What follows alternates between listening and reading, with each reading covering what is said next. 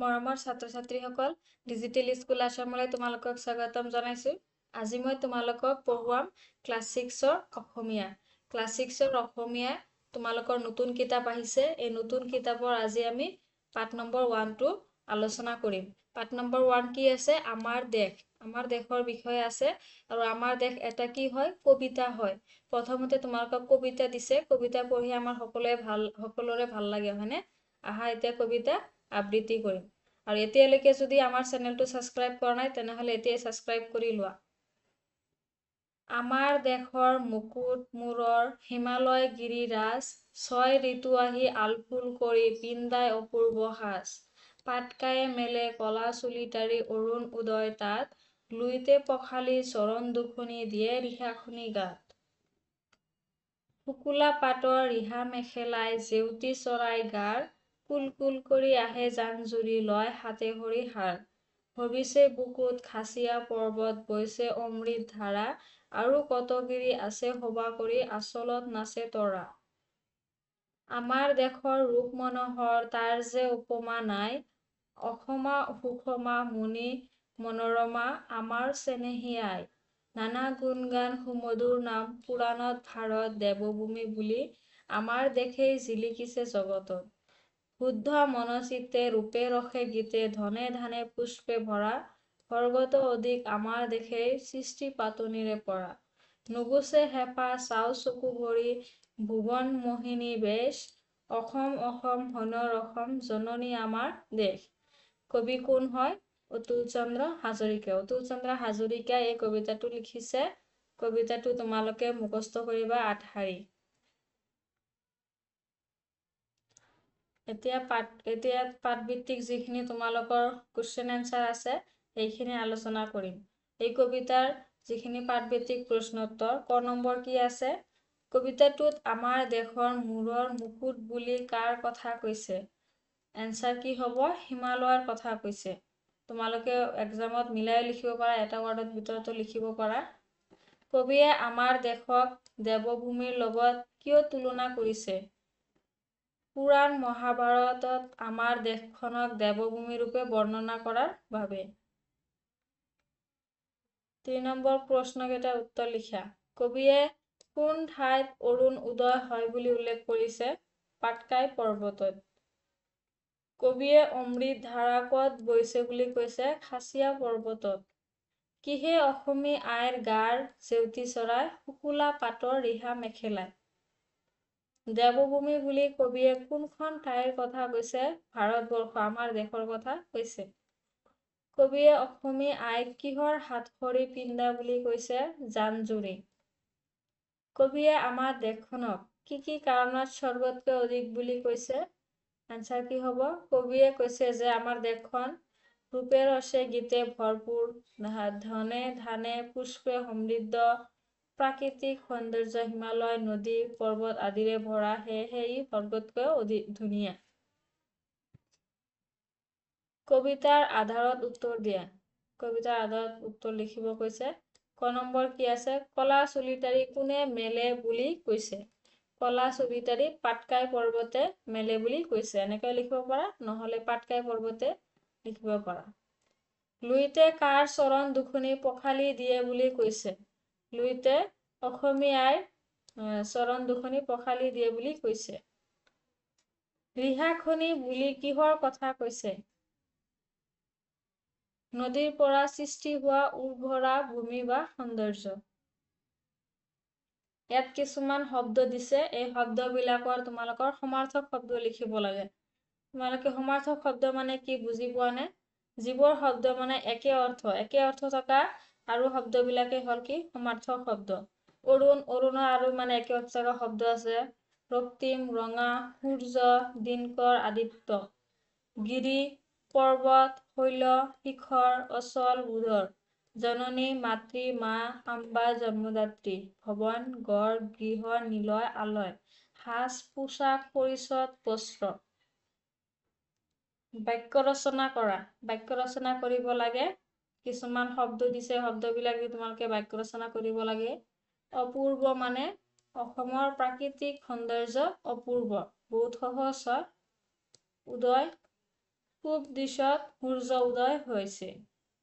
মনোহৰ, তাইৰ হাঁহিটো মনোহৰ। জেউতী, সোণালী ৰঙৰ সাজে তাইৰ গাত জেউতী জৰাই দিছে। চেনেহী, অসম আমাৰ চেনেহী মাতৃভূমি। আলফুল, ফুলবাৰীত ৰঙা বগা ফুলেৰে আলফুল কৰা হৈছে।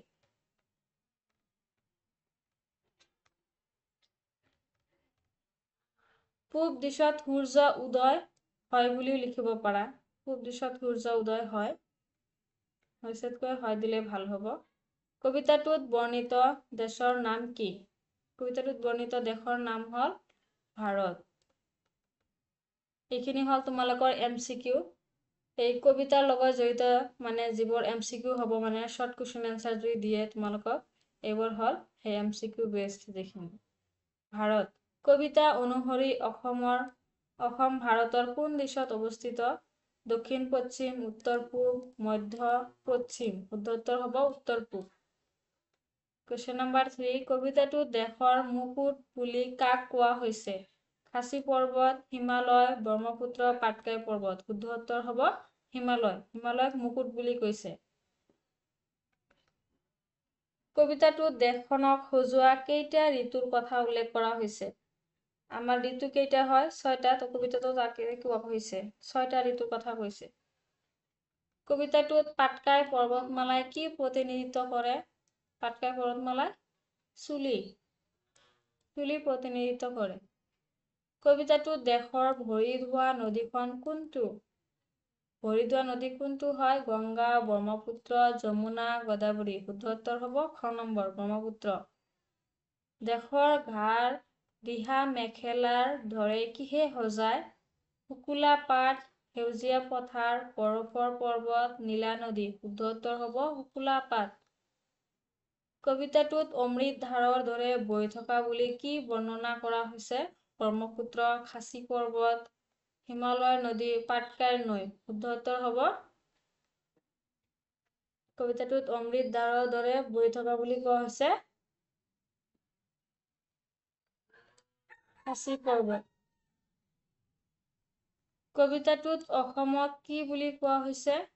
সোণৰ অসম, দেৱভূমি, সৌন্দৰ্যৰ মাতৃ, তৰাৰ দেশ। শুদ্ধ উত্তৰ হ'ব সোণৰ অসম। কবিতাটোত দেশখনক স্বৰ্গৰ সৈতে কেনেদৰে তুলনা কৰা হৈছে? স্বৰ্গতকৈ কম ধুনীয়া, স্বৰ্গৰ সমান, স্বৰ্গতকৈ অধিক ধুনীয়া, স্বৰ্গৰ অংশ। শুদ্ধ উত্তৰ হ'ব স্বৰ্গতকৈ অধিক ধুনীয়া। গ নম্বৰ হ'ব উত্তৰ। কুৱেশ্যন নম্বৰ 11, কবিতাটোত দেশৰ দৈবিক প্ৰকৃতি প্ৰকাশ কৰিবলৈ কি বুলি কোৱা হৈছে? স্বৰ্গভূমি, দেৱভূমি, মুনিভূমি, ঋষিভূমি। শুদ্ধ উত্তৰ হ'ব দেৱভূমি। কবিৰ মতে দেশৰ প্ৰতি হেঁপাহ সম্পৰ্কে কি কোৱা হৈছে? সেইবোৰ ম্লান হৈ যায়, সেইবোৰ কেতিয়াও নুগুচে, সেইবোৰ পূৰণ হয়, সেইবোৰ পাহৰি যোৱা হয়। শুদ্ধ উত্তৰ হ'ব সেইবোৰ কেতিয়াও নুগুচে। আমাৰ দেশ কবিতাৰ ৰচক কোন? আমাৰ দেশ কবিতাটোৰ ৰচক হ'ল অতুল চন্দ্ৰ হাজৰিকা। শুদ্ধ উত্তৰ হ'ব অতুল চন্দ্ৰ হাজৰিকা। অতুল চন্দ্ৰ হাজৰিকা কোন বছৰত জন্মগ্ৰহণ কৰিছিল? কোন চনত 1903 চনত। অতুল চন্দ্ৰ হাজৰিকা 1969 চনত কোন প্ৰতিষ্ঠিত বঁটা লাভ কৰিছিল? পদ্মশ্ৰী, সাহিত্য অকাডেমী বঁটা, সাহিত্যাচাৰ্য জ্ঞানপীঠ বঁটা। শুদ্ধ উত্তৰ হ'ব খ নম্বৰ সাহিত্য অকাডেমী বঁটা। অতুল চন্দ্ৰ হাজৰিকাই কোনখন গ্ৰন্থৰ বাবে সাহিত্য অকাডেমী বঁটা লাভ কৰিছিল? মানিকী মধুৰী, মঞ্চলেখা, নৰকাসুৰ, ফেহুজালি। শুদ্ধ উত্তৰ হ'ব মঞ্চলেখা।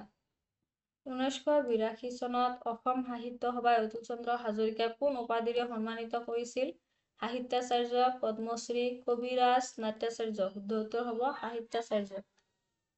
অতুল চন্দ্ৰ হাজৰিকাক কোন বছৰত পদ্মশ্ৰী সন্মানেৰে বিভূষিত কৰা হৈছিল? 1969 চনত, 1971, 1982, 1986। শুদ্ধ উত্তৰ হ'ব খ নম্বৰ 1971 চনত। 19 নম্বৰ কুৱেশ্যন কি আছে? নিম্নলিখিতৰ ভিতৰত অতুল চন্দ্ৰ হাজৰিকাই ৰচিত নাটক কোনটো? ফেহুজালি, নৰকাসুৰ, মানিকী মধুৰী, ৰুণুক ঝুনুক। শুদ্ধ উত্তৰ হ'ব নৰকাসুৰ। কুৱেশ্যন নম্বৰ 20, আমাৰ দেশ কবিতাটো সামৰি থকা সংকলন কোন সংস্থাই প্ৰকাশ কৰিছে? অসম সাহিত্য সভা, SH এডুকেশ্যনেল ষ্টেজ, গুৱাহাটী বিশ্ববিদ্যালয়। বাণী মন্দিৰ শুদ্ধ হ'ব খ নম্বৰটো। আজিৰ ভিডিঅ'টো ইমানেই। ভাল লাগিলে ভিডিঅ'বিলাক তোমালোকৰ বন্ধু বান্ধৱীৰ লগত শ্বেয়াৰ কৰিবা, কমেণ্ট কৰিবা, লাইক কৰিবা। ধন্যবাদ।